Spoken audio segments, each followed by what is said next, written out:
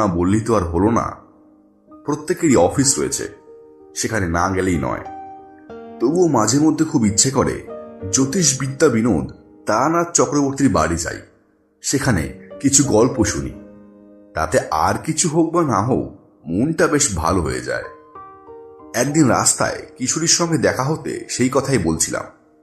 দেখলাম তারও একই মনোভাব। ঠিক হলো সামনে রবিবারে আমরা দুজনে বিকালবেলায় মঠ লেনে তারানাথের বাড়ি যাব। আসলে কিশোরী তারানাথকে যতই মুখে বলুক যে সে তার গল্প বলাগুলোকে একেবারে সত্যি বলে মনে করে না, কিন্তু মাঝে মাঝে খেয়াল করে দেখেছি তারানাথের বলা কিছু গল্প কিশোরীকে সত্যি ভাবায়। তবে এই কথা স্বীকার করতেই হবে যে তারানাথের বলা গল্পগুলো সত্যি হোক কিংবা গাঁজাখড়ি, সেগুলো শুনতে কিন্তু বেশ ভালোই লাগে। যাই হোক, কথা মতো রবিবার বিকেলে আমি মঠ লেনে পৌঁছে যখন দেখলাম কিশোরী এখনো উপস্থিত হয়নি, তখন ভাবলাম মোড়ের মাথার দোকান থেকে কিছু বেগুনি কিনলে মন্দ হয় না। আসলে মাসটা কার্তিক হলে কি হবে, এখনো মাঝে মধ্যে বৃষ্টি হচ্ছে, আর এইরকম আবহাওয়ায় গরম গরম চায়ের সাথে তেল দিয়ে মাখা মুড়ি আর বেগুনির স্বাদই আলাদা। দোকান থেকে সবেমাত্র বেগুনি কিনে টাকা দিয়েছি, এমন সময় পিছন দিক থেকে একটা গলা শুনতে পেলাম। কি হে, কি কিনছো আজ, সিঙ্গারা না কচুরি? এই গলার স্বরের মালিক যে কিশোরী তার বুঝতে বাকি রইল না। টাকাটা মিটিয়ে পিছনে ফিরে বললাম, ও দুটোর মধ্যে কোনোটাই নয়, আজকে আমি অন্য জিনিস কিনেছি। কিশোরী এতটুকু না চিন্তা করে বলল, তাহলে আর কি, তাহলে নিশ্চয়ই বেগুনি কিনেছো। কিশোরী এত সহজে আমি কি কিনেছি সেটা অনুমান করে ফেলায় আমি বেশ অবাকই হলাম। বললাম, কি ব্যাপার বলো তো কিশোরী, এত সহজে ধরে ফেললে আমি কি কিনেছি? তারানাথের হাওয়া গায়ে লেগে তুমিও কি আজকাল জ্যোতিষ চর্চা শুরু করলে নাকি? আমার বলা কথায় কিশোরী হেসে ফেলল, বলল, আরে না না, কি যে সব তুমি বলো, এই সামান্য কথাটুকু অনুমান করার জন্য জ্যোতিষ চর্চা শেখার কোনো দরকার নেই। তোমাকে যে চেনে সেই বলে দেবে তুমি যখন এই দোকান থেকে কচুরি বা সিঙ্গারা কোনোটাই কেননি, তখন নিশ্চয়ই বেগুনি কিনেছো। আর এখন যেরকম বৃষ্টি হচ্ছে, তাতে মুড়ি দিয়ে বেগুনি যে জমে যাবে তাতে কোনো সন্দেহ নেই। শুধু তুমি কেন, আজকে তোমার বদলে আমায় যদি এই দোকান থেকে কেউ কিছু কিনতে বলতো, বা আমি নিজে যদি কিনতাম, তাহলে আমিও বেগুনি কিনতাম। তারানাথের বাড়িতে পৌঁছে দেখি সে একটা কাগজ বার করে চোখের কাছে তুলে ধরে সেখান থেকে কিছু একটা পড়ার চেষ্টা করছে। কাগজটা দেখেই বোঝা যাচ্ছে সেটা অনেক পুরনো, হলদে হয়ে আসা একটা কাগজ। পাশে চারি বসে আছে। আমি বেশ অবাকই হলাম। প্রথমত, অত পুরনো একটা কাগজ থেকে তারানাথ এখন কি পড়তে পারে সেটা বুঝতে পারলাম না। আর দ্বিতীয়ত, চা জল খাবার দিতে আসা ছাড়া চারি সাধারণত ঘরে আসে না বললেই চলে, বা আমিও অন্তত তাকে দেখিনি। কিশোরীর মুখের দিকে তাকিয়ে বুঝতে পারলাম আমার মতো সেও যথেষ্ট অবাক হয়েছে। আমাদের দুজনকে ঘরে ঢুকতে দেখে চারি উঠে দাঁড়ালো, বলল, তোমরা একটু বসো, আমি এক্ষুনি চা করে নিয়ে আসছি। তারপর আমার হাত থেকে বেগুনির ঠোঙাটা নিয়ে ভিতরে চলে গেল। কিন্তু তারানাথের মধ্যে কোনো হেলদোল দেখতে পেলাম না। সে যেরকম নিজের চোখের কাছে হলদে হয়ে আসা পুরনো কাগজটা মেলে ধরে কিছু একটা পড়ার চেষ্টা করছিল, তেমনই করতে লাগলো। ব্যাপারটা দেখে আমি আর কিশোরী দুজনেই খুবই অবাক হলাম।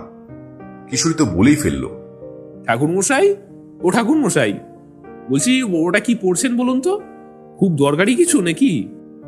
কিশোরীর কথায় তারানাথ একবার চোখ তুলে তাকালেন, তারপর আবার ওই কাগজটা থেকে কিছু পড়বার চেষ্টা করতে লাগলেন। তবে বেশিক্ষণ না, পর মুহূর্তেই কাগজ থেকে আবার চোখ সরিয়ে নিয়ে কাগজটা ভাঁজ করে পাশে রাখলেন। কিশোরী আবার বলল, ওটা কি পড়ছিলেন ঠাকুর মশাই? কোনো দরকারি কিছু? দেখে তো মনে হচ্ছে বেশ পুরনো কাগজ, হলদে হয়ে এসছে। কিশোরীর কথায় তারানাথ একটু যেন অন্য মানুষকে হয়েই বলল, হ্যাঁ, দরকারি কিছুই বটে, অনেক দিনের পুরনো এটা, তুমি ঠিকই বলেছ। তাহলে দরকারি ছিল বলুন, এখন আর নেই। ছিল শব্দটার উপরে জোর দিয়ে কথা কটি বলায় কিশোরীর উপর তারানাথ যেন একটু বিরক্তই হলো। বলল, পুরনো হয়ে যাওয়া জিনিস মানেই যে সেটা আর দরকারি নয়, সেটা তোমায় কে বলল কিশোরী? যেমন ধরো কোনো মানুষের জন্ম কুষ্ঠি, সেই মানুষটি জন্মাবার কিছু মাস বা কিছু বছরের মধ্যেই তৈরি করা হয়। পণ্ডিত মানুষেরা তা বানান। তার মানে কি সেই মানুষটির বয়সের সাথে সাথে তার জন্ম কুষ্ঠির প্রয়োজনীয়তা কমে আসে? কিংবা ধরো কোনো জমির দলিল, জমি যত পুরনো হয় তার মালিকের কাছে তার দলিলের গুরুত্ব কি ততই কমে আসে? তুমি তো এখনকার দিনের লেখাপড়া জানা, আপিসে কাজকর্ম করা চালাক চতুর ছেলে। তোমার কি মনে হয় এই যে দুটো উদাহরণ আমি তোমায় দিলাম, এখান থেকে তুমি কি বুঝলে? পুরনো হলেই কাগজ অদরকারি হয়ে পড়ে, তার কদর কমে যায়। তারানাথের কথায় যুক্তি আছে বলতেই হবে। কিশোরী একটু আমতা আমতা করে বলার চেষ্টা করলো। না মানে ঠাকুরমশাই, আমি ঠিক ওইভাবে বলতে চাইনি। ওই কাগজটা তো আর জমির দলিল নিশ্চয়ই নয় না। তবে হ্যাঁ, জন্মকুষ্ঠি হতে পারে, সেক্ষেত্রে এটা নিশ্চয়ই কোনো দরকারি কাগজই হবে। কিশোরীর কথায় তারানাথ বলল, না, এটা কোনো মানুষের জন্মকুষ্ঠি নয়, তবে বেশ দরকারি একটা কাগজ। তারানাথের কাছে জন্মকুষ্ঠি ছাড়া অন্য কি দরকারি কাগজ থাকতে পারে তা আমি বুঝতে পারলাম না। তারানাথকে আমি যতটুকু চিনি তাতে আমি জানি যে জ্যোতিষবিদ্যা এবং তন্ত্রচর্চায় পারদর্শী হলেও বিষয় আশয়ে তার কোনোদিনও খুব একটা ছিল না। সুতরাং তার কাছে কোনো বাড়ি বা জমির দলিল থাকাটা খুব একটা স্বাভাবিক বিষয় নয়। তাছাড়া এই কাগজটি এতটাই পাতলা যে মনে হয় না এটি কোনো বিষয় আশয়ের সংক্রান্ত দলিল হতে পারে। তাহলে কি কোনো পুরনো চিঠি? কৌতূহল দমন করতে না পেরে আমি তারানাথকে সে কথায় জিজ্ঞেস করেই ফেললাম, তাহলে কি ঠাকুরমশাই এটা কোনো পুরনো চিঠি? এইবার তারানাথের চোখ মুখ আগের থেকে যেন কিছুটা উজ্জ্বল হয়েছে। সে বলল, হ্যাঁ, ঠিকই ধরেছ, এটা একটা চিঠি বটে, অনেক পুরনো চিঠি, তবে আমার লেখা নয়। অন্যের লেখা চিঠি? ঠাকুরমশাই, অন্যের লেখা চিঠি নিয়ে আপনি কি করছেন? আমার কৌতূহলের কথাটাই যেন কিশোরীর মুখ দিয়ে বেরিয়ে গেল। ভাবছ তো অন্যের লেখা চিঠি আমার কাছে কেন? আছে আছে, তার একটা কারণ অবশ্য আছে। আসলে এটা আমি কলকাতায় নয়, অন্য একটা জায়গায় খুঁজে পেয়েছিলাম, তারপর এটা আমার কাছেই রেখে দিই। তারও কারণ আছে। তারানাথের কথা শুনে আমি আর কিশোরী দুজনের মুখের দিকে তাকালাম। এটা বুঝতে কোনো অসুবিধাই হলো না যে কিশোরীও আমার মতোই একই কথা ভাবছে যে যাক, এখন তাহলে তারানাথের মুখ থেকে একটা গল্প শোনা যেতে পারে। কি ভাবছ? বর্ষাকাল না হয়েও বাইরে যখন আকাশ কালো করে বৃষ্টি পড়ছে, তখন একটা গল্প শুনলে মন্দ হয় না, তাই তো? তা তোমরা যখন চাইছো তখন শোনো তাহলে। তবে যাকে তোমরা গল্প বলো এ কিন্তু তা নয়। তোমরা বিশ্বাস করো বা না করো সে তোমাদের ব্যাপার, কিন্তু আসলে এটা কোনো মন গড়া গল্প নয়, এটা একটা সত্যি অভিজ্ঞতা। ইতিমধ্যেই 4-3 কাপ ধোঁয়া ওঠা লাল চা আর 3টে পাত্রে তেল দিয়ে মাখা মুড়ি আর বেগুনি নিয়ে চলে এসেছে। তাকে দেখে তারানাথ বলল, যা তোমা, এই কাগজটা ভেতরে নিয়ে গিয়ে রাখ, তবে সাবধান, কাগজটা খুলে দেখিস না। আমি পরে বলে দেব এটা নিয়ে কি করতে হবে। বাধ্য মেয়ের মতো চারি কাগজটা হাতে নিতে যাবে এমন সময় কিশোরী বলে উঠল, আচ্ছা, তার আগে একবার কিন্তু আমাদের ওটা দেখতে দিতে হবে ঠাকুরমশাই। ওটা কিসের চিঠি? কি লেখা আছে ওতে? কিন্তু তারানাথ কিশোরীর কথায় কোনো রকমের গুরুত্ব না দিয়েই বলল, কাগজটা ভেতরে নিয়ে যা, কিন্তু সাবধান, ওটা খুলে পড়ার চেষ্টা করিস না, তাহলে বিপদ হবে।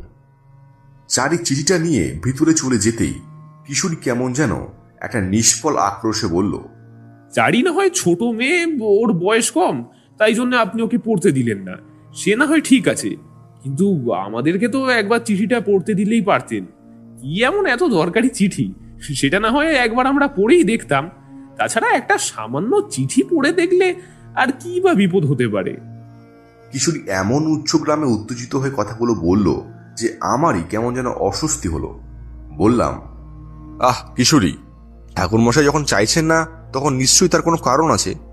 ঠাকুরমশাই, আপনি কিছু মনে করবেন না, জানেনই তো ও এরকমই।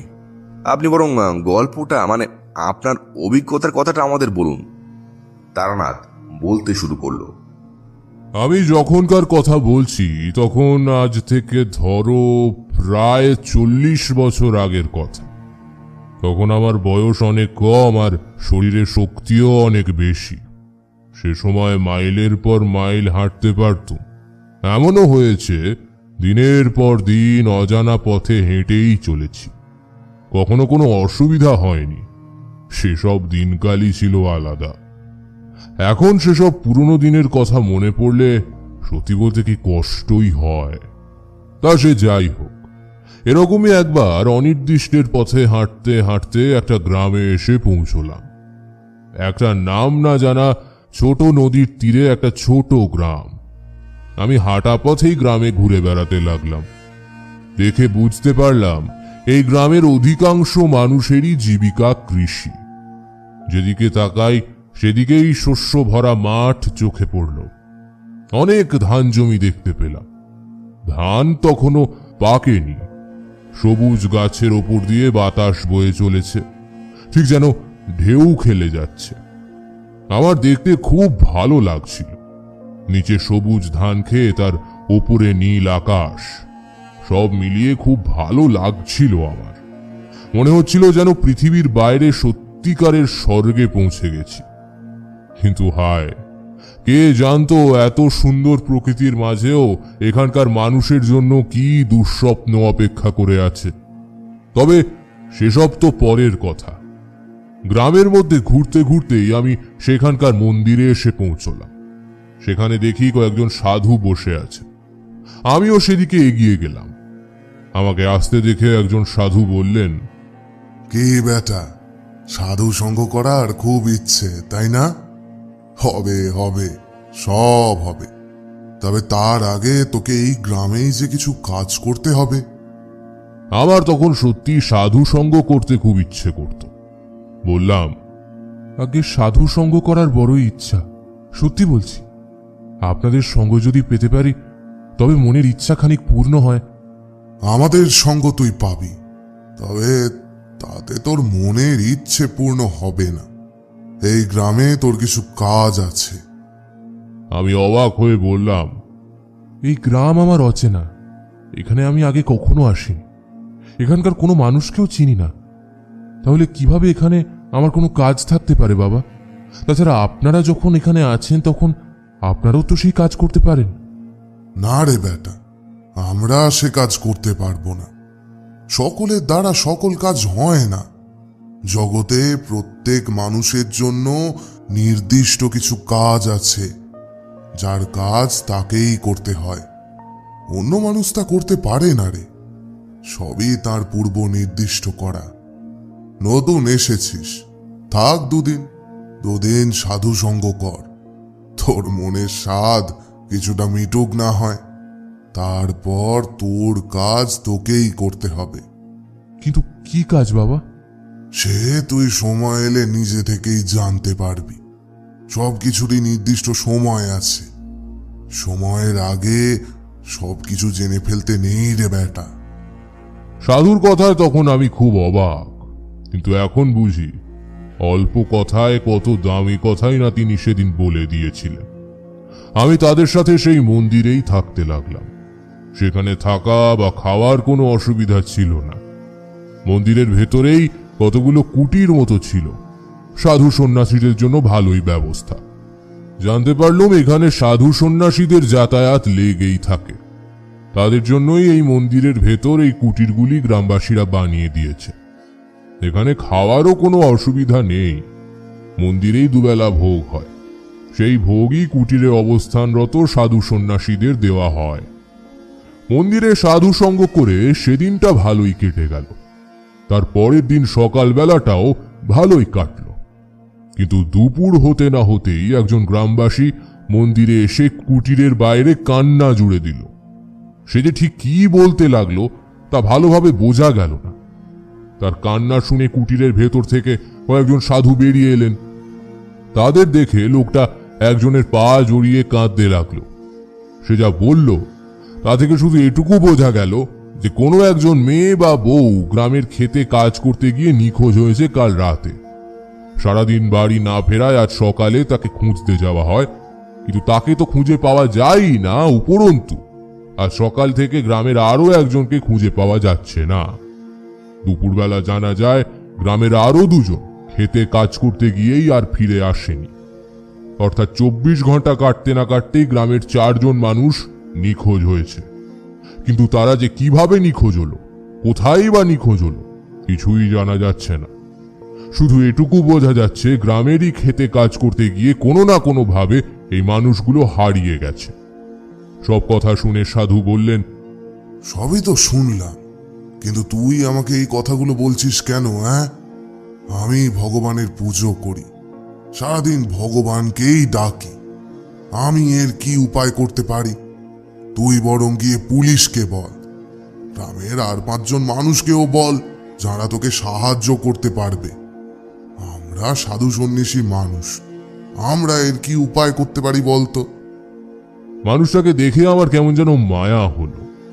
খুব অসহায় মনে হলো তাকে। যারা হারিয়ে গেছে তারা এর কে হয় তা আমি জানি না, কিন্তু তাদের কারণে এই মানুষটা যে খুবই কষ্ট পাচ্ছে সেটা বেশ ভালোই বুঝতে পারলাম। বললাম, যারা হারিয়ে গেছে তাদের মধ্যে আপনার কোনো নিকট আত্মীয় আছে কি? মানুষটা এতক্ষণ পর্যন্ত সাধুদের কাছেই নিজের কথাগুলো জানাচ্ছিল, আমাকে এসে লক্ষ্য করেনি। এবার আমার কথা শুনে সে আমার দিকে তাকালো, তারপর আস্তে আস্তে বলল, হ্যাঁ, তাদের মধ্যে আমার মেয়ে আছে। সে যে হারিয়ে গিয়েছিল তা আমি আগে জানতে পারিনি, জেনেছি অনেক পরে। তার শ্বশুর বাড়ি থেকে একটু আগেই জানিয়েছে আমায়। আগে জানলে আগে ছুটে আসতাম, আগেই সাধু বাবাদের পায়ে পড়ে যেতাম আমি। তারপর আমার দিক থেকে মুখ ফিরিয়ে সে আবার সাধুদের কাছেই অনুনয় বিনয় করতে লাগলো। সে যেভাবে সাধুদের সাথে কথা বলতে লাগলো তাতে এটা বুঝতে আমার কোনো অসুবিধাই হলো না যে আমাকে সে ধর্তব্যের মধ্যেই ফেলেনি। অবশ্য সেটাই স্বাভাবিক। আগের দিন যে সাধুর সঙ্গে কথা হয়েছিল তিনি আমায় বলেছিলেন এই গ্রামে আমার কিছু কাজ আছে। আজ এই মানুষটা এখানে আসার পর আমি যেন বুঝতে পারলাম আমার ঠিক কি কাজ আছে এই গ্রামে। আমার মনে হতে লাগলো এখানে উপস্থিত সাধু যতই বলুন না কেন যে হারিয়ে যাওয়া মানুষগুলোর খোঁজ করার জন্য পুলিশের কাছে যেতে বা এই গ্রামেরই অন্যান্য মানুষের কাছে যেতে যারা সাহায্য করতে পারে, আসলে এই হারিয়ে যাওয়ার পেছনে কোনো অলৌকিক কারণ রয়েছে। আর তাই পুলিশ বা এই গ্রামের অন্য কোনো ক্ষমতাশালী ব্যক্তি নয়, বরং আমি হয়তো এই মানুষগুলোকে সাহায্য করতে পারবো। বললাম, কোন জায়গা থেকে তারা হারিয়ে গেছেন? মানে তা কি আপনি জানেন? আমাকে কি সেখানে নিয়ে যেতে পারবেন? আমি হয়তো কোনোভাবে আপনাদের সাহায্য করতে পারি। তখন আমার বয়স কম ছিল, হয়তো সেই কারণেই গ্রামের সেই মানুষটা আমার কথাকে খুব একটা গুরুত্ব দেওয়ার প্রয়োজন মনে করল না। তখন আগের দিনের সেই সাধুটা আবার বললেন, যা বেটা, ওকে নিয়ে যা। আমরা নয় রে, ওই হলো সঠিক মানুষ। ওই বলতে পারবে কোথায় তারা হারিয়ে গেল আর কি করেই বা তারা হারিয়ে গেল। পারলে ওই পারবে তাদের ফিরিয়ে আনতে। যা বেটা যা, ওকে তোর সঙ্গে নিয়ে যা। সাধুর কথা শুনে লোকটা বোধহয় কিছুটা আশ্বস্ত হলো। আমার প্রতিও হয়তো তার কিছুটা আস্থা জন্মালো। আমাকে নিয়ে এসে তাদের গ্রামের অন্যান্য মানুষ যেখানে জড়ো হয়েছিল সেখানে গেল। গ্রামের প্রায় মাঝখানে একটা বড় বট গাছ, দেখেই বোঝা যাচ্ছে গাছটা অনেক বছরের পুরনো। সেই বট গাছটা থেকে অনেক ঝুড়ি বেরিয়ে মাটিতে এসে মিশেছে। গাছটার সামনে সিমেন্টের একটা বেদি রয়েছে। দেখলাম সেখানে বয়স্ক কিছু ব্যক্তি বসে রয়েছেন। মনে হলো তারা বোধহয় গ্রামের মোড়ল জাতীয় কেউ হবেন। আমাকে সেখানে নিয়ে যাওয়ার পর তাদের মধ্যে থেকেই কেউ কেউ বলে উঠলেন, গদাধর, এ কাকে নিয়ে এলে? এ তো দেখছি কম বয়সী একটা ছেলে। এ কি করবে? এ কি জানে? একে তো কখনো দেখিনি। কে? গ্রামে তো নতুন বলেই মনে হচ্ছে। তোমাকে যে বললাম মন্দিরে যাও, সেখানে সাধুদের সব কথা খুলে বলো, তাদেরকে সঙ্গে করে নিয়ে এসো। এ তুমি কাকে ধরে নিয়ে আসলে?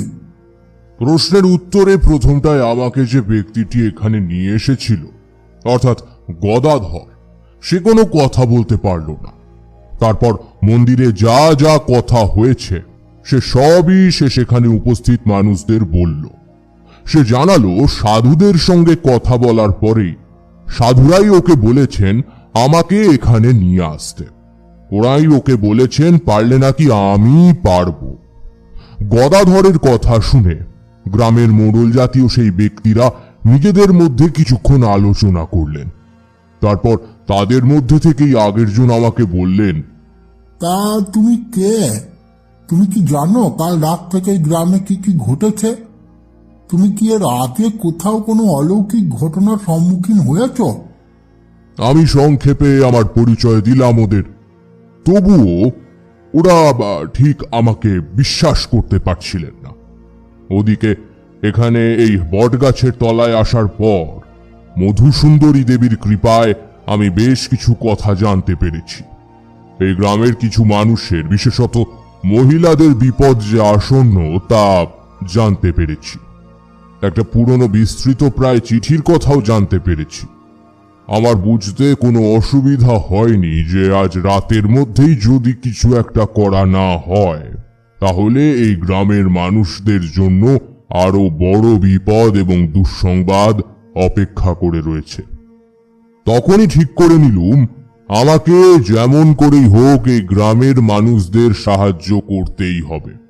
কিন্তু তার জন্য আগে এই মোড়লদের আস্থা অর্জন করতে হবে আমাকে, নাহলে এরা আমাকে কোনো কিছুই করতে দেবে না, কোনোভাবেই সাহায্য করবে না। আর গ্রামের মানুষদেরই সাহায্য যদি না পাই তাহলে আমি গ্রামকে এই আসন্ন বিপদ থেকে বাঁচাবো কি করে? তাই এখানকার মানুষদের আস্থা অর্জন করার জন্য আমাকে কিছু কথা বলতেই হলো। আপনাদের এই গ্রামের সব থেকে পুরনো যে মন্দির আছে, সেই মন্দিরে অনেক পুরনো একটা চিঠি লোকানো আছে। সেই চিঠির অনুসন্ধান সকলে জানে না, কিন্তু আমার বিশ্বাস আপনারা যারা এখানে উপস্থিত আছেন তাদের মধ্যে কেউ না কেউ তো অবশ্যই সেই চিঠির ব্যাপারে অবগত আছেন। যারা সেই চিঠি পড়েছেন তারা নিশ্চয়ই বলতে পারবেন সেখানে ঠিক কি লেখা ছিল। আমার মনে হয় সেই চিঠি থেকেই হয়তো জানা যেতে পারে এই গ্রামের ওই মহিলারা কি করে হারিয়ে গেলেন। আমার কথা শুনে গ্রামের বয়স্ক মানুষেরা পরস্পরের প্রতি তাকাতে লাগলেন।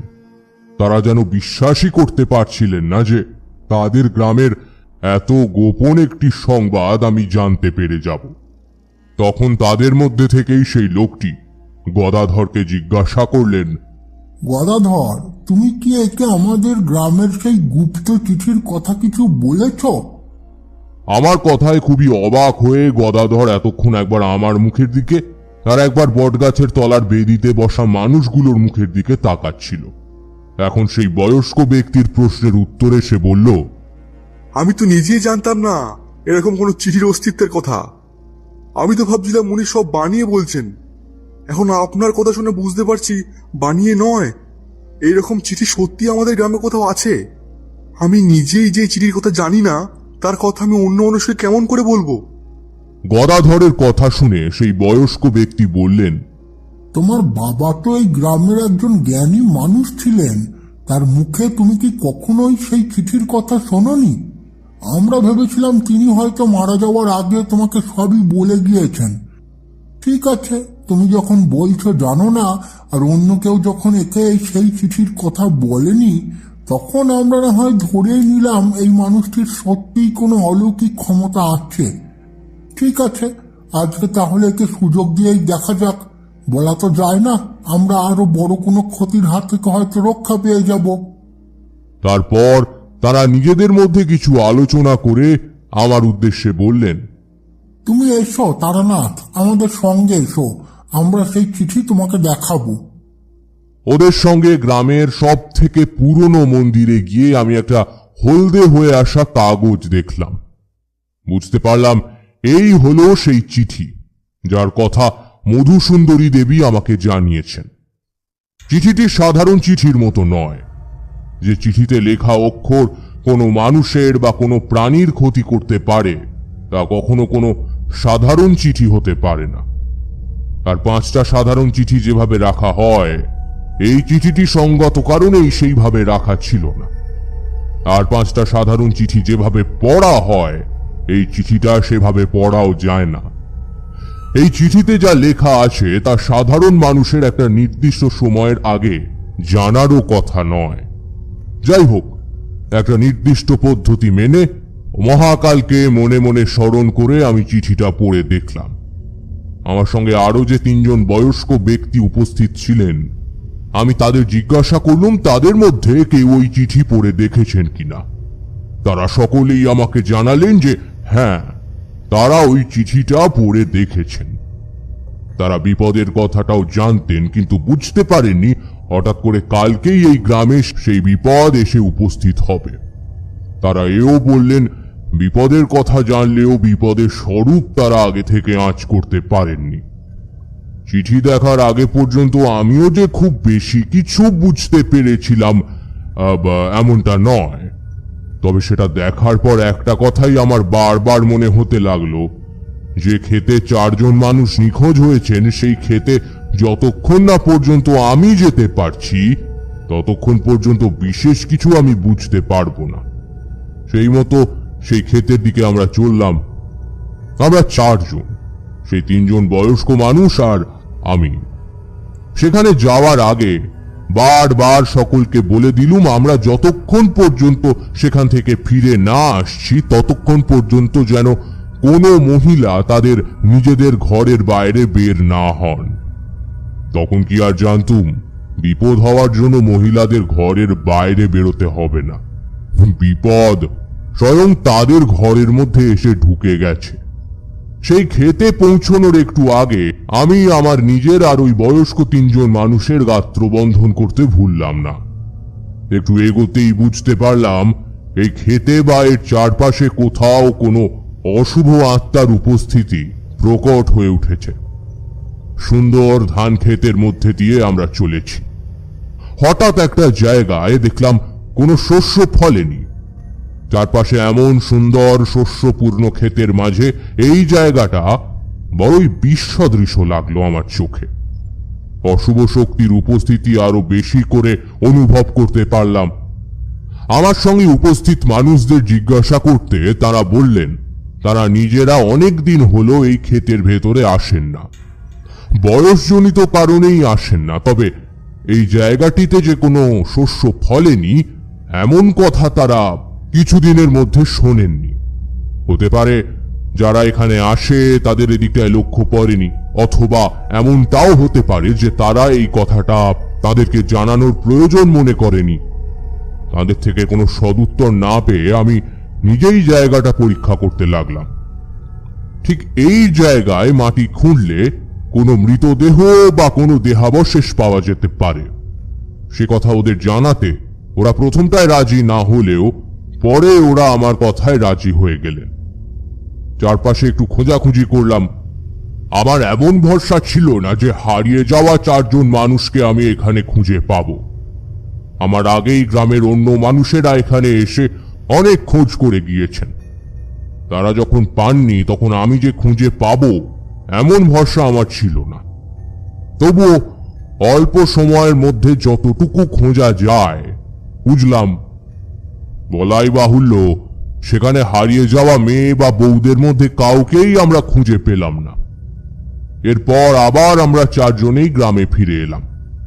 ফেরার পথে দেখি গদাধর আর আরো বেশ কয়েকজন মানুষ উত্তেজিত হয়ে এদিকেই আসছে।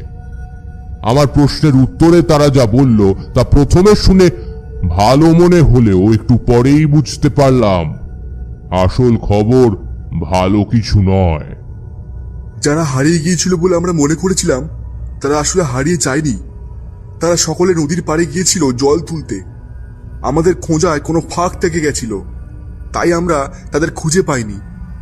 আর তাছাড়া তারা যে ক্ষেত থেকে নদীর পাড়ে যেতে পারে এমনটা আগে ভাবিনি, তাই ওদিকটা ভালো করে খুঁজেও দেখা হয়নি।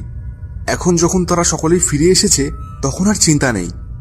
পুরো চিঠি বা ওসব কিছুই নয়, সবকিছুই ঠিকঠাক আছে, কোনো বিপদ হয়নি। আমরা শুধু ভেবে মরছিলাম, সব ঠিকঠাক আছে। গদাধরের কথায় আমার সঙ্গী 3 জন বয়স্ক মানুষ খুশি হলেও আমার খুবই দুশ্চিন্তা হতে লাগলো।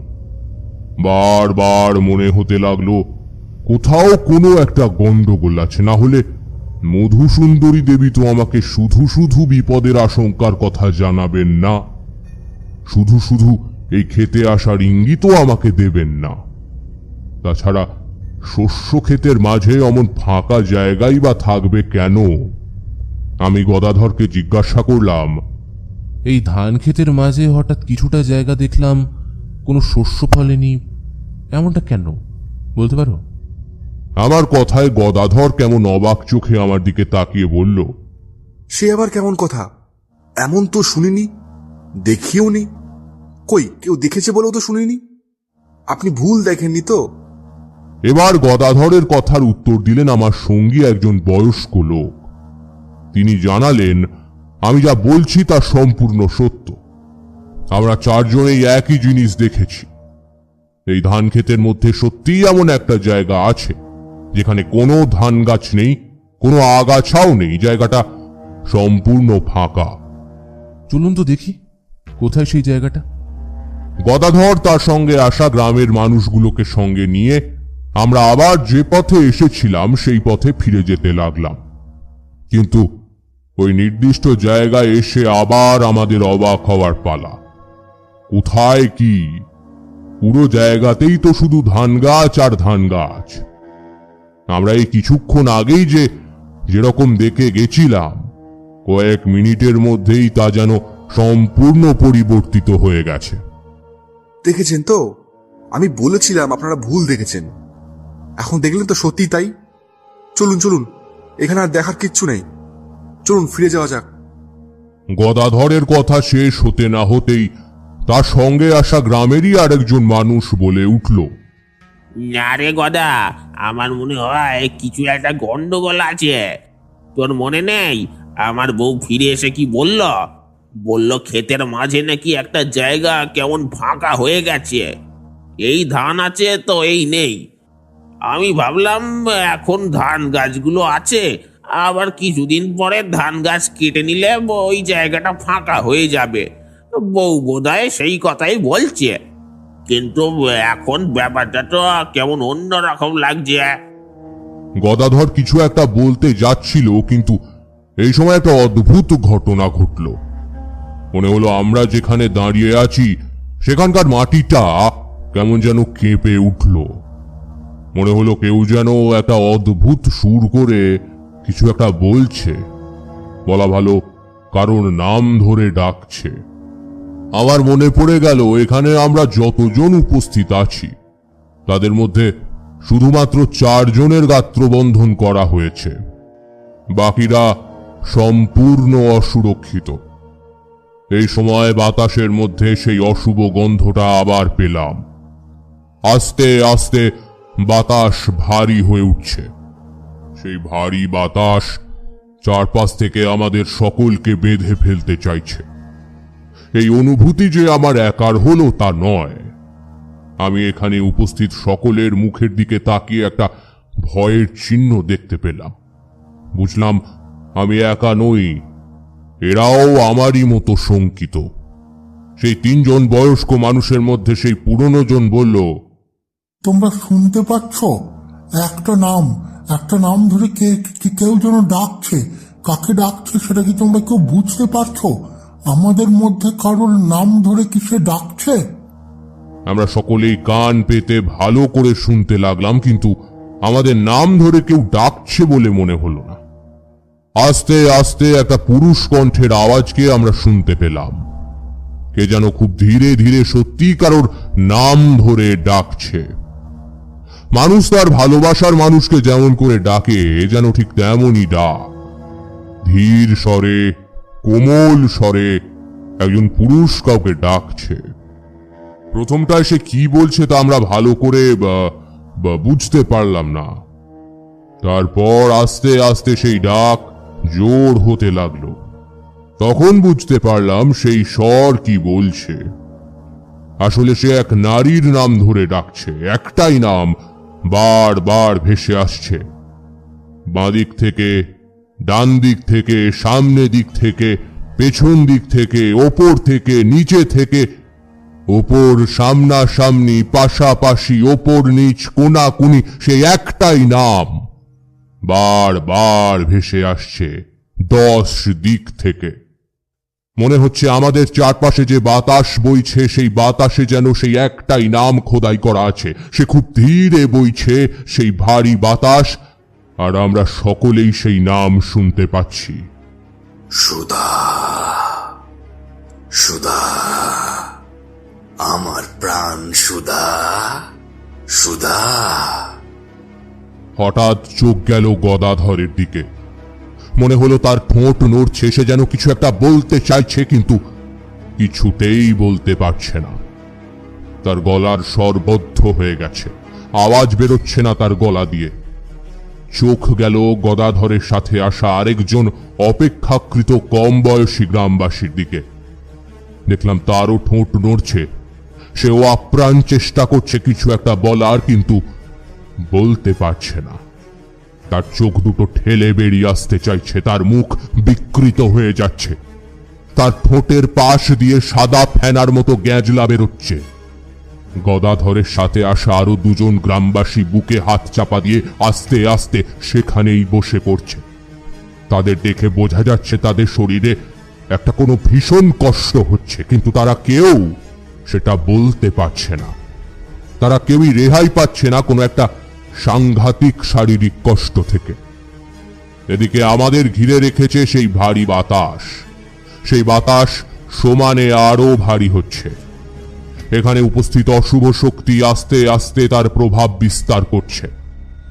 এখন আরো স্পষ্টভাবে শোনা যাচ্ছে সেই ডাক, সেই নাম ছড়িয়ে যাচ্ছে ডান দিক থেকে বাঁ দিক, নিচ থেকে ওপরে, সামনে থেকে পেছনে, ওপর থেকে নিচে, পাশাপাশি, কোনাকুনি। শুধু একটাই নাম, শুধু একটাই ডাক, সুধা, সুধা, সুধা, আমার প্রাণ সুধা, সুধা। আমি বুঝতে পারলাম এই অশুভ শক্তির কারণে তারা ক্রমশ অসুস্থ হয়ে পড়ছে। একবার ফিরে তাকালুম আমার সঙ্গে আসা 3 জন বয়স্ক মানুষের দিকে। না, তারা ভালোই আছেন, কোনো শারীরিক অসুবিধার মধ্যে অন্তত তাদের পড়তে হচ্ছে না। বুঝলাম গাত্রবন্ধন থাকার ফলেই এই অশুভ শক্তি তাদের কোনো ক্ষতি করতে পারেনি। এদিকে সেই ডাক ক্রমশ তীব্র থেকে তীব্রতর হচ্ছে। এখন যেন আমাদের প্রত্যেকের কানের কাছে জোরে জোরে কেউ বলে যাচ্ছে, সুধা, সুধা, সুধা, আমার প্রাণ সুধা, সুধা। হঠাৎ সেই ডাক ছাপিয়ে আমি আমার কানের কাছে যেন অন্য একটা ডাক শুনতে পেলাম। কে যেন অতি ধীর স্বরে আমার কানে কানে বলছে, বেটা, তোর ঝোলাটা দেখ, সেখানে মায়ের প্রসাদী ফুল আছে। ওই ফুলটা বার করে ছুঁয়ে দে সকলের কপালে। তাড়াতাড়ি কর বেটা, তোর এখনো অনেক কাজ বাকি। এই কণ্ঠস্বরটা চিনতে আমার ভুল হলো না। ইনি তো সেই সাধু কাল যার সঙ্গে মন্দিরে আমার প্রথম কথা হয়েছিল। আমার ঝোলাটা আমার কাঁধেই ছিল। তার ভেতরে হাত দিতেই বুঝতে পারলাম সেখানেই সত্যি একটা ফুল রয়েছে। আমার বুঝতে বাকি রইল না সেই সাধুই কোনো এক অবসরে আমার এই ঝোলার মধ্যে মন্দির থেকে মায়ের প্রসাদী ফুল এনে ঢুকিয়ে রেখেছিলেন। আমি সেই ফুল আমার নিজের হাতে নিতেই কোথা থেকে যেন একটা গর্জন শুনতে পেলাম। মনে হতে লাগলো কোথাও যেন বিশাল ঝড় উঠেছে। আমার চারপাশে ঘূর্ণাবর্তের মতো একটা বাতাস আমাকে ঘিরে ফেলল। আমার চারপাশে শোঁ শোঁ শব্দে বয়ে যেতে লাগলো।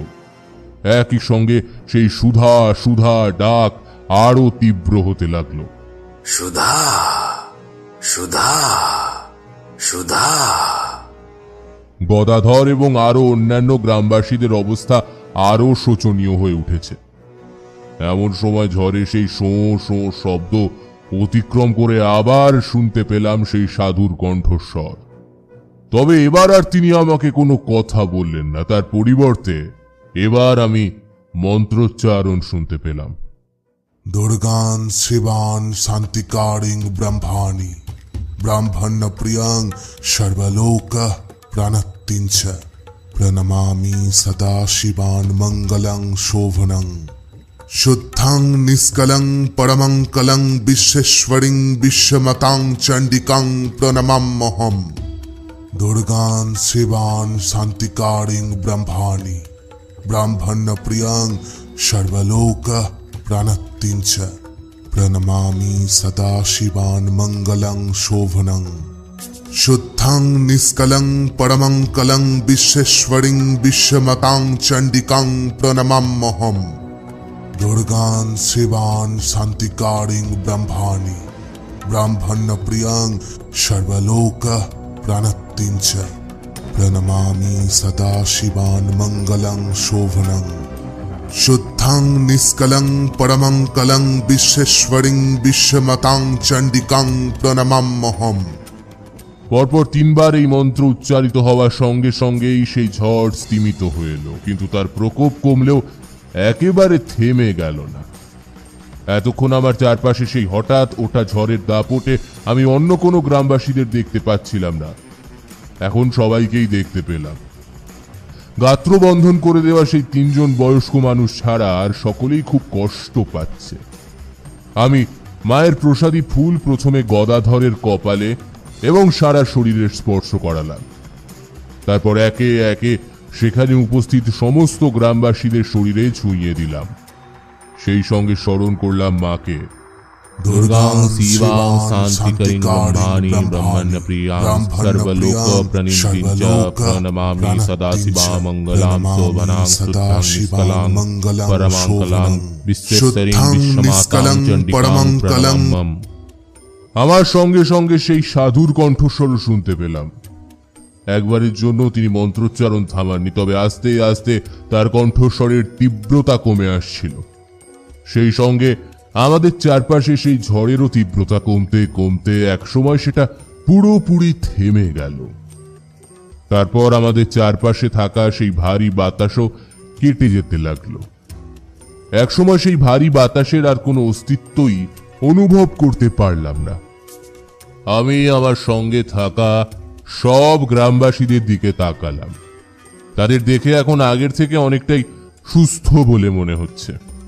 সকলেই মাটির ওপরে বসে পড়েছে, সকলেই হাঁপাচ্ছে, মুখটা হাঁ করে শ্বাস নিচ্ছে, যেন কি একটা সাংঘাতিক ঝড় বয়ে গেছে তাদের সকলের ওপর দিয়ে। এদিকে সেই মন্ত্রোচ্চারণ এখনো আর প্রায় শোনাই যাচ্ছে না। আমি এখন আর সেই সাধুর কণ্ঠস্বর শুনতে পাচ্ছি না। গ্রামবাসীদের সকলের কপালে আরো একবার মায়ের সেই প্রসাদী ফুল স্পর্শ করি আমি সাধু বাবার সন্ধান করলাম। সাধু বাবা, আপনি কি শুনতে পাচ্ছেন আমার কথা? আপনি কি আছেন এখানে? কোনো উত্তর এলো না। আমি এবার ডাকতে লাগলাম, সাধু বাবা, সাধু বাবা। কিন্তু বেশ কয়েকবার ডাকার পরেও যখন কোনো উত্তর পেলাম না, তখন ঠিক করলাম এই থেকে ক্ষেত থেকে বেরিয়ে মন্দিরে গিয়ে তার খোঁজ করব। সেই ক্ষেতেই আরো কিছুক্ষণ অপেক্ষা করার পর আস্তে আস্তে গ্রামবাসীরা সুস্থ হয়ে উঠতে লাগলো। সকলকে নিতে বেরিয়ে গেলাম ক্ষেতের বাইরে। আমরা গ্রামের রাস্তা ধরলাম, কিন্তু তখনও জানি না গ্রামে আমাদের জন্য ঠিক কি অপেক্ষা করে আছে। ক্ষেত থেকে বেরিয়ে আসার পর গ্রামের রাস্তায় উঠে প্রথম কথা বললাম আমি। তার আগে ওই দুঃস্বপ্নের মতো ঘটনা ঘটার পর থেকে এতক্ষণ পর্যন্ত কেউ কোনো কথা বলেনি। আমি আমার সঙ্গে থাকা মানুষদের জিজ্ঞাসা করলাম, এই গ্রামে সুধা বলে কি কেউ আছে এখন? এতক্ষণ সকলেই ধীর পায়ে হাঁটছিল। আমার প্রশ্ন শুনে সকলেরই চলা আরো ধীর হয়ে গেল। সকলেই ভিড়ে তাকালো গদাধর এবং আরো একটি কম বয়সী ছেলের দিকে। ওই তিনজন বয়স্ক মানুষের মধ্যে থেকে একজন বলে উঠলেন, হ্যাঁ আছে, গদাধরের মেয়ের নামই সুধা, আর এই যে দেখছে ছেলেটি, এর নাম নিতাই। সুধা আর নিতাইয়ের বিয়ে হয়েছে মাত্র কয়েক মাস আগে। তারপর তিনি একটু ইতস্তত করে আবার বলতে লাগলেন, তবে আজ থেকে 50 বছর আগে এই গ্রামে আরো একজন ছিল, যার নামও ছিল সুধা। আমার মনে হয় সুধা নামে যে মেয়েটিকে ডাকা হচ্ছিল সে আসলে আমাদের গদাধরের মেয়ে সুধা বা আমাদের নিতাইয়ের বউ সুধা নয়। সে আসলে সেই সুধা আজ থেকে 50 বছর আগে এই গ্রামে অত্যাচারিত হয়ে মৃত মেয়ে সুধা। 50 বছর? এই একটা শব্দ থেকেই আমি অনেক কিছু বুঝতে পারলাম। মধুসুন্দরী দেবী এই গ্রামে আসার পরেই আমাকে ঠিক কি বোঝাতে চেয়েছিলেন। বুঝতে পারলাম এই গ্রামের সব থেকে পুরনো মন্দিরে যে চিঠি রাখা আছে সেখানে ঠিক কি বলতে চাওয়া হয়েছে। চিঠির ব্যাপারটা বোধহয় আমার সঙ্গে থাকা গ্রামের 3 জন বয়স্ক মানুষও বুঝতে পেরেছিলেন, কারণ তাদের কৈশোরকালে বা যৌবনকালে সেই ঘটনার সাক্ষী থেকেছিলেন আর সেই চিঠিও পড়েছিলেন। এখন তাদের মধ্যে থেকেই একজন বললেন, ওই চিঠি তাহলে সত্যি হলো? তার মানে তিনি বাকি কথাটা শেষ করতে পারলেন না। আতঙ্কে তার মুখ পাণ্ডুর হয়ে গেল। চিঠিতে কি লেখা আছে আমি পুরোটাই পড়েছিলাম। বললাম, সেই ঘটনা ঘটার আগেই আমাদের সকলকে গ্রামে ফিরে যেতে হবে। দেখা করতে হবে সুধার সাথে আর আরো 3 জন হারিয়ে যাওয়া মেয়েদের সাথে। গদাধর আর নিতাই প্রায় একসঙ্গে বলল, আমার সুধার কি কোনো বিপদ আসতে চলেছে? তবে কি আমার বউয়ের কোনো বিপদ হবে? আমি তাদের আশ্বস্ত করে বললাম, যাতে সেই বিপদ না হয় সেই জন্যই আমাদের তাড়াতাড়ি গ্রামে ফিরে যেতে হবে। আমার কাছে মায়ের প্রসাদী ফুল আছে, সেই ফুল একবার যদি তাদের স্পর্শ করানো যায় তাহলে সব বিপদ কেটে যাবে। তাদের আশ্বস্ত করার জন্য কথাগুলো বললাম বটে, কিন্তু আমি নিজেই আশ্বস্ত হতে পারছিলাম না। গদাধরের বাড়ির কাছাকাছি আসতে একটা নারী কণ্ঠের চিৎকার শুনতে পেলাম।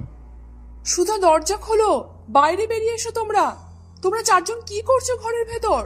সুধা, দরজা খোলো। এইরকম কথা কানে আসতে লাগলো। খুব সম্ভবত গদাধরের বাড়ির কোনো প্রতিবেশী মহিলা হবেন উনি। গদাধর আর নিতাই তাড়াতাড়ি ছুটে গেল সেই দিকে। বুঝলাম চিঠিতে লেখা কথাগুলো সত্যি হতে চলেছে। সেই ভয়ঙ্কর ঘটনার হাত থেকে যদি এই গ্রামের মানুষদের বাঁচাতে হয় তাহলে আমাকে এখনই কিছু একটা করতে হবে। আমি তাড়াতাড়ি গদাধরের বাড়ির দিকে ছুটে গেলাম।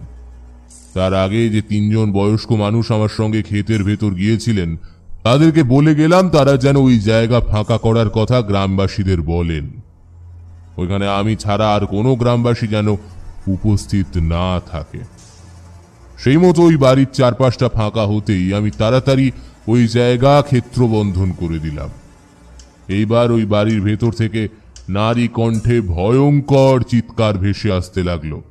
ছেড়ে দে, ছেড়ে দে, আমাদের ছেড়ে দে, নইলে সকলে মরবি তোরা, কেউ বাঁচবি না, সবার আগে মরবে সুধা। ছেড়ে দে বলছি, এক্ষুনি ছেড়ে দে। এইরকম কথা শুনে গদাধর আর নিতাই ছুটে আসতে গেল, কিন্তু অন্যান্য গ্রামবাসীরা তাদের ধরে ফেলল। আমি মন্ত্রোচ্চারণ করতে করতে সেই সাধু বাবাকে মনে মনে স্মরণ করে প্রবেশ করলাম সেই বন্ধ ঘরের ভেতর। আমার গাত্রবন্ধন করাই ছিল, তাই ভয়ের কিছু ছিল না। ভেতরে ঢুকে দেখি সেখানে 4 জন মহিলা জড়সড় হয়ে ঘরের মাঝখানে দাঁড়িয়ে রয়েছেন। তাদের মধ্যে থেকে একজন সমানে চিৎকার করছে আর তাদেরকে ছেড়ে দিতে বলছে।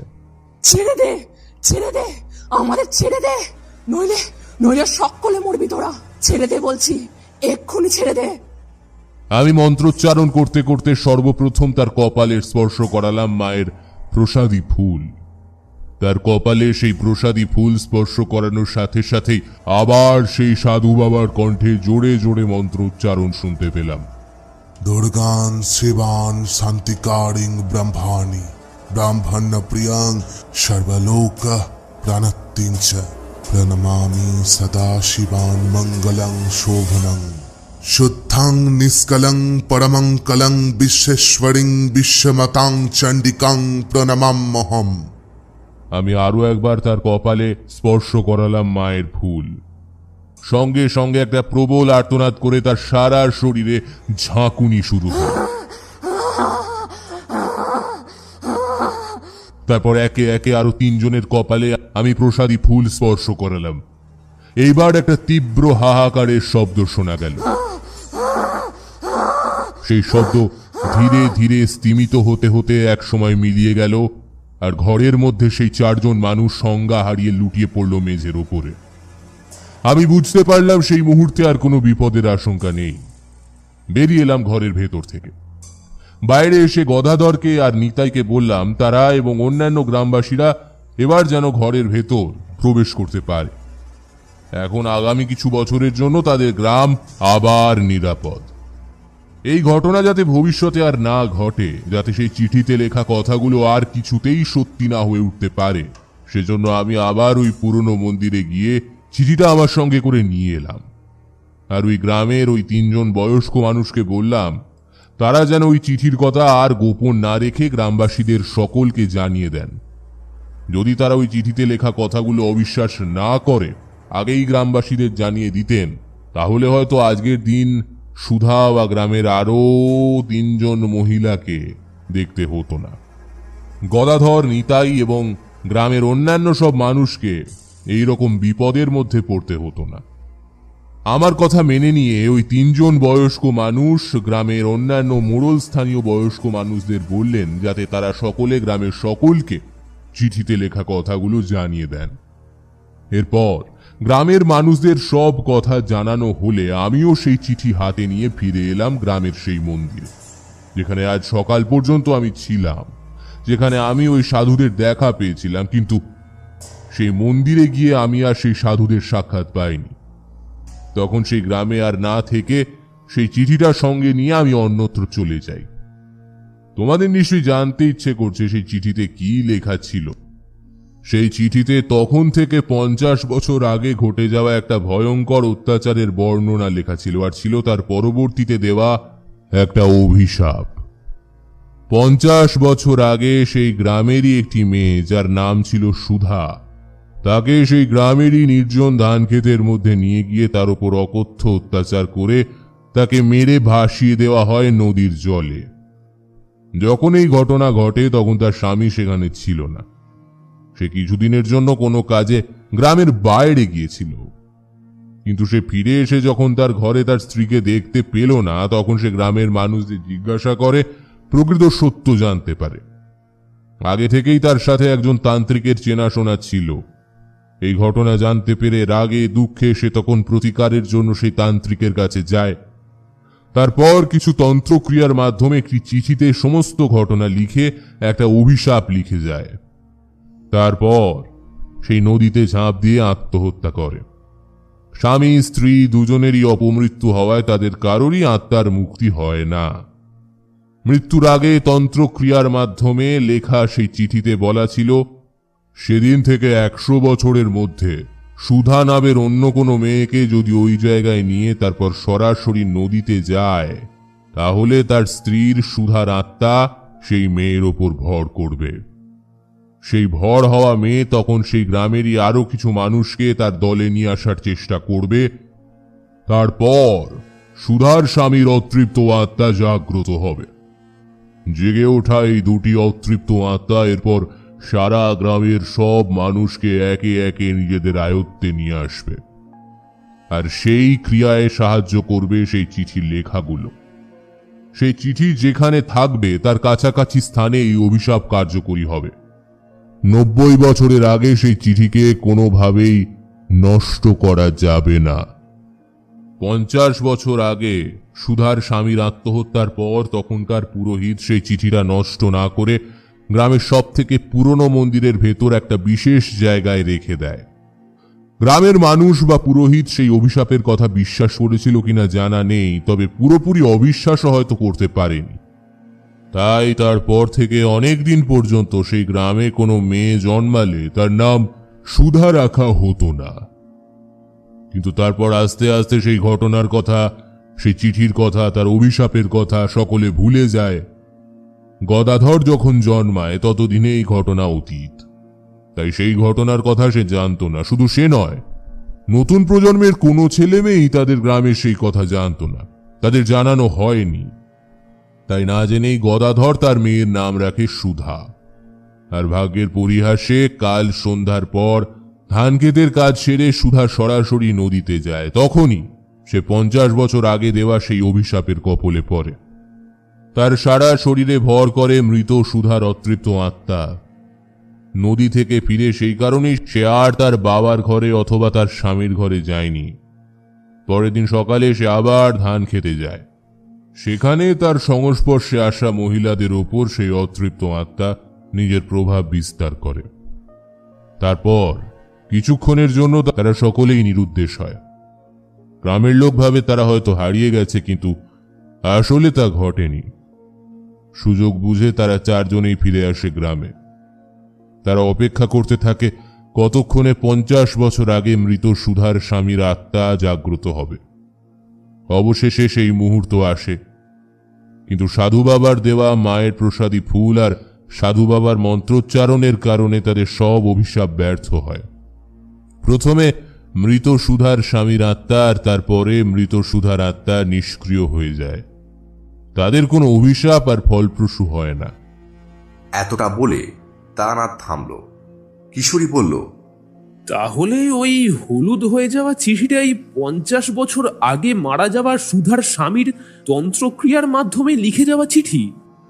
উত্তরে তারানাথ গম্ভীর হয়ে বলল, 50 নয় কিশোরী, চিঠিটা 90 বছরের পুরনো। আমি তো শুরুতেই তোমাদের বললাম যে ঘটনা তোমাদের বলতে চলেছি তা 40 বছর আগে ঘটে গেছে।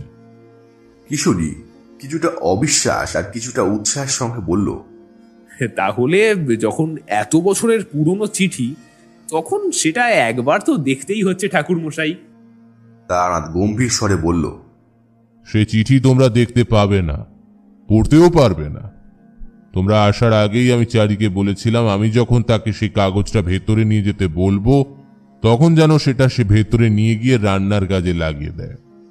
খুব সম্ভব সেই কাগজটা এতক্ষণে পুড়ে ছাই হয়ে গেছে। এরপর কিশোরী বা আমার আর কারোরই কিছু বলার ছিল না।